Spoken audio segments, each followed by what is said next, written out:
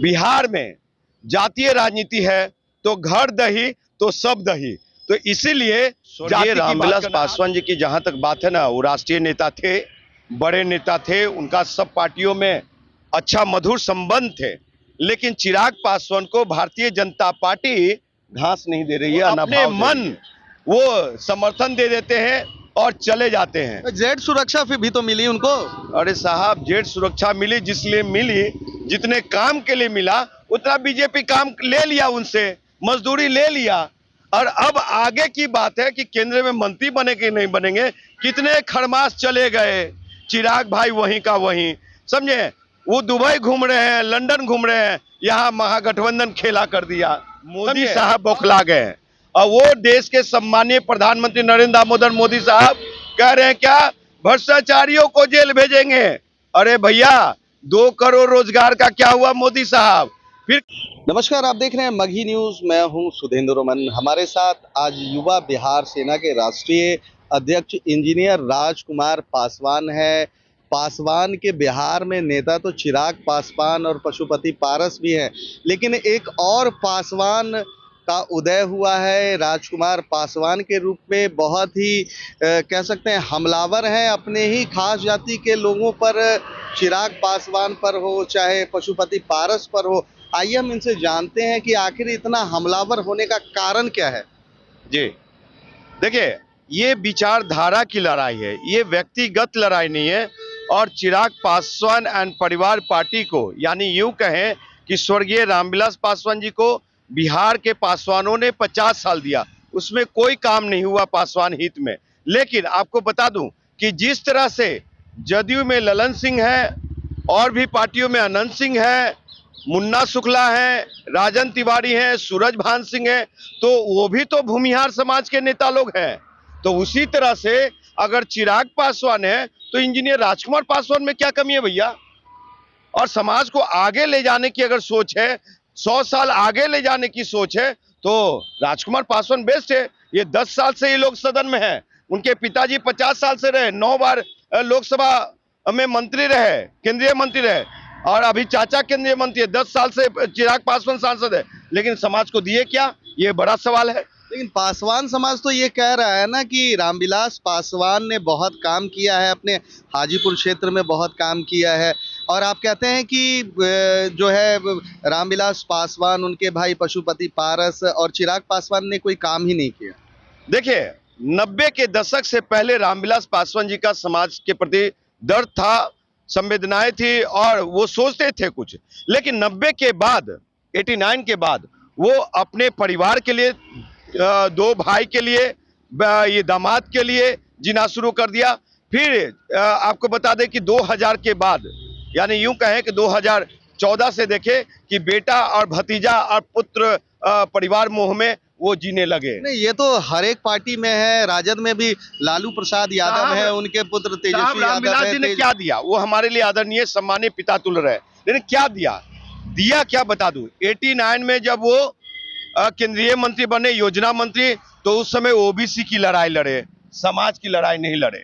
96 में जब रेल मंत्री बने तो ये पैसे और बैग भर के जो लोग ले गया उसको नौकरी दिया, पासवानों को नौकरी नहीं मिला। आपको बता दी, जब दूरसंचार मंत्री बने, टेलीकम्युनिकेशन मंत्री बने, तो उस समय कितने पासवानों की भागीदारी सुनिश्चित हुआ। ये रेल मंत्री थे तो, और टेलीकम्युनिकेशन मंत्री, कोल एंड माइंस मंत्री, तो उस समय भाई डेटा जारी करे ना। काम क्या किया कि मुझे उस स्वर्ण आरक्षण से विरोधाभास नहीं है और उसका मैं विरोध नहीं करता हूं, लेकिन मेरा इतना जरूर है कि जब जो बाबा साहब आम्बेडकर ने 22.5% आरक्षण दिए, तो उसको बढ़ा करके 35 से 40% की बात कौन करेगा। उनकी जाति जो है, 28 राज्यों में से महज 4 राज्य में आरक्षण मिलता है और दिल्ली, हरियाणा, पंजाब नहीं मिलता है। वो कौन देखेगा साहब। आपको बता दूं कि फिर चिराग पासवान कहते हैं कि समृद्ध दलितों को आरक्षण छोड़ देना चाहिए। तो चिराग पासवान से बड़ा समृद्ध कौन है। सबसे पहले तो उनको आरक्षण सीट छोड़ करके खगड़िया से लड़ना चाहिए या पटना सीट से लड़ना चाहिए, जनरल सीट से, तो वो नहीं करते हैं। और दूसरी चीज है, चिराग पासवान जिस घर में ले जाना चाहते हैं समाज को, वहां पे समाज मेरा महफूज नहीं है, इसलिए राजकुमार पासवान जरूरी है। लेकिन पासवान समाज तो कह रहा है कि चिराग ही हमारा नेता है।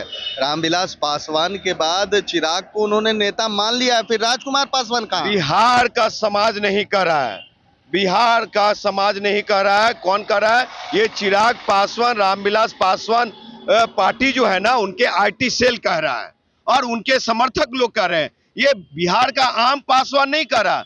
आम पासवान के लिए तो हम भी बेटा हैं, रामविलास पासवान जी बेटा है। जो बेटा काम नहीं करता है वो भी बेटा रहता है, जो काम करने के लिए होता है, जो ओजस्वी तेजस्वी हमारे जैसे, उसको बढ़ाया भी जाता है। ये समाज में बौद्धिकता। ये बेटा कहाँ पिछड़ रहा है, ये बताइए ना। देखिए बेटा, ये 2 बार लोकसभा का चुनाव लड़ा, हम कहीं पिछड़े हुए नहीं है।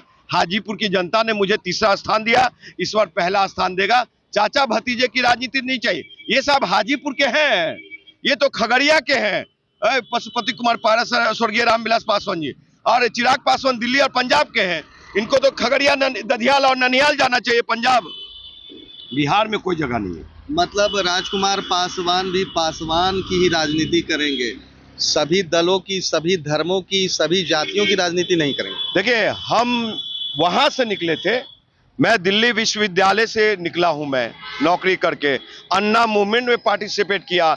आम आदमी पार्टी से 2014 में हाजीपुर से सबसे पहले मैं लोकसभा का चुनाव लड़ा। लेकिन मैं दलगत राजनीति, जातिगत राजनीति पे कभी विश्वास नहीं करता था। लेकिन बिहार में जातीय राजनीति है तो घर दही तो सब दही, तो इसीलिए जाति की बात करना। आप देखिए, आप बात करते थे साहब मनीष कश्यप की, आज बात करते थे कन्हैया की, तो क्या उनके लिए भूमियार समाज बात नहीं करता है? क्या उनके लिए ब्राह्मण समाज बात नहीं करता है? तो अगर मैं दुसाध की बात कर रहा हूं, अगर हमारी जाति आज भी गरीब है उसकी बात कर रहा हूं, तो क्या बुरा कर रहा हूं? मैं बात करूंगा मैं। अच्छा, रामविलास पासवान को कहा जाता था कि मौसम वैज्ञानिक है। चिराग पासवान उनके पुत्र हैं, एनडीए का हिस्सा नहीं है लेकिन बराबर एनडीए के पक्ष में बोलते रहे हैं। अभी उन्होंने पत्ते नहीं खोले कि किधर जाना है। क्या लग रहा है, वो भी दूसरे मौसम वैज्ञानिक होंगे क्या? देखिए, स्वर्गीय रामविलास पासवान जी की जहां तक बात है ना, वो राष्ट्रीय नेता थे, बड़े नेता थे, उनका सब पार्टियों में अच्छा मधुर संबंध थे। लेकिन चिराग पासवान को भारतीय जनता पार्टी घास नहीं दे रही है, ना भाव दे रही है। वो अपने मन वो समर्थन दे देते हैं और चले जाते हैं। जेड सुरक्षा फिर भी तो मिली उनको। अरे साहब, जेड सुरक्षा मिली जिसलिए मिली, जितने काम के लिए मिला उतना बीजेपी काम ले लिया उनसे, मजदूरी ले लिया।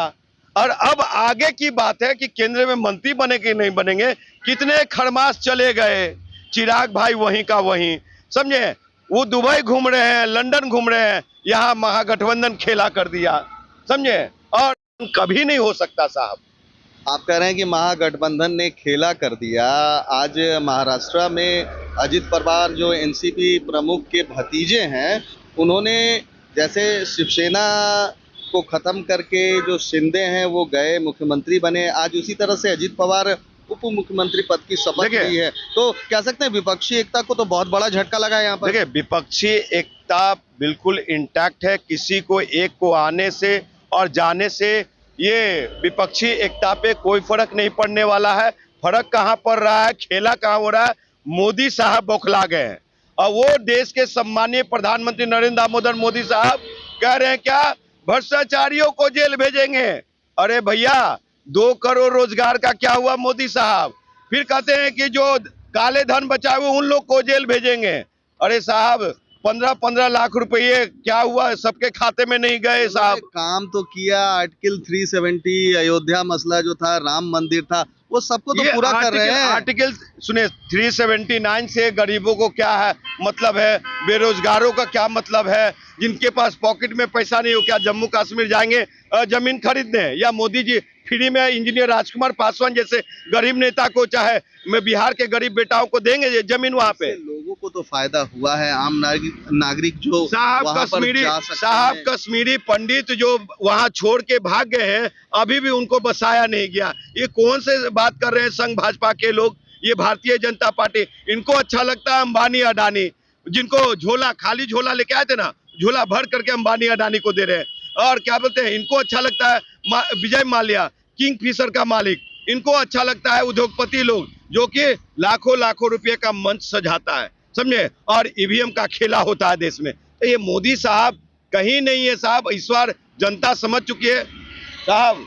सुन लीजिए, उत्तर प्रदेश में जो घटना होती है उसका जरा भी नहीं, जिस मन से नरेंद्र मोदी साहब मध्य प्रदेश में कहते हैं कह रहे थे सभी को भ्रष्टाचारी, वो शिवराज सिंह चौहान से कोई बड़ा भ्रष्टाचारी है क्या? हाँ, उनको नरेंद्र मोदी साहब को नहीं दिख रहा है कि मणिपुर में क्या हो रहा है? अब मणिपुर जल रहा है, वहां पे अग्रिम पिछड़ों की लड़ाई है, वहां पे चिराग पासवान नहीं बोल सकते हैं ट्राइबल के साथ अन्याय हो रहा है, वहां पे चिराग पासवान को नहीं दिखता। चिराग पासवान वही बोलता है, नरेंद्र मोदी वही बोलते हैं जहां पे, समझे, गरीब शोषित वंचित, जहां पे ये गैर भाजपाई सरकार हो और जहां पे भाजपा सरकार में पुल गिर जाए, जहां भाजपा सरकार में कोई दंगा हो जाए, वहां चिराग पासवान की बोलती बंद रहती है, मुंह पे ताला लग जाता है। क्या लग रहा है जो इंजीनियर साहब हैं, क्या 2024 में कहां से खड़ा होंगे? इंजीनियर राजकुमार पासवान कहां जाएंगे, कहां से चुनाव लड़ेंगे? देखिए, 2014 में आदरणीय सम्मानीय स्वर्गीय रामविलास पासवान जी के खिलाफ मैं लड़ा, उनका भी आशीर्वाद हमको मिला है, ठीक है, वहां की जनता को अभी मिला है। फिर पशुपति कुमार पारस जी लड़े, उस समय रामविलास जी कैबिनेट मंत्री, पारस जी भी कैबिनेट मंत्री, नरेंद्र मोदी साहब प्रचार करने, तो अब वैशाली की जनता ने तीसरा स्थान दिया मुझे, और हम क्षेत्र छोड़ के नहीं भाग रहे हैं। चिराग पासवान क्षेत्र छोड़ करके भाग रहा है, हार के डर से, वहां हार मान चुके हैं। हाजीपुरा, मतलब आप हाजीपुर से फिर लड़ेंगे? इंजीनियर राजकुमार पासवान का क्षेत्र है साहब, तो हाजीपुर छोड़ के कहां से जाएंगे? हम तो महुआ के रहने वाले, हम खगड़िया के थोड़ी ना, दिल्ली के थोड़ी ना, सरबन्नी का थोड़ी ना। और आपको बता दूं कि हाजीपुर से इस बार लड़ेंगे, और हमको आशीर्वाद अगर महागठबंधन के तरफ से मिल गया और महागठबंधन के लोग अगर मुझे उम्मीदवार बना दिए, तो 77 वाला और रामविलास पासवान जी का गिनीज बुक ऑफ रिकॉर्ड टूटेगा और चिराग पासवान हार करके दिल्ली और पंजाब जाएंगे। तो ये थे इंजीनियर राजकुमार पासवान, जिन्होंने साफ तौर पर कहा है कि जिस तरह से 1977 में जो एक कीर्तिमान बनाया था रामविलास पासवान ने, इस बार वही कीर्तिमान को वो दोहराना चाहेंगे। हाजीपुर से अगर महागठबंधन का आशीर्वाद, मतलब महागठबंधन से इनको अगर टिकट मिलता है, तो वहाँ किसी भी नेता को, चाहे वो चिराग पासवान हो, चाहे वो पशुपति पारस हो, उनको हराने में ये सक्षम है, ये दमखम रखते हैं। फिलहाल तमाम हमारी ऐसी खबरों को देखने के लिए आप देखते रहिए मगही न्यूज़।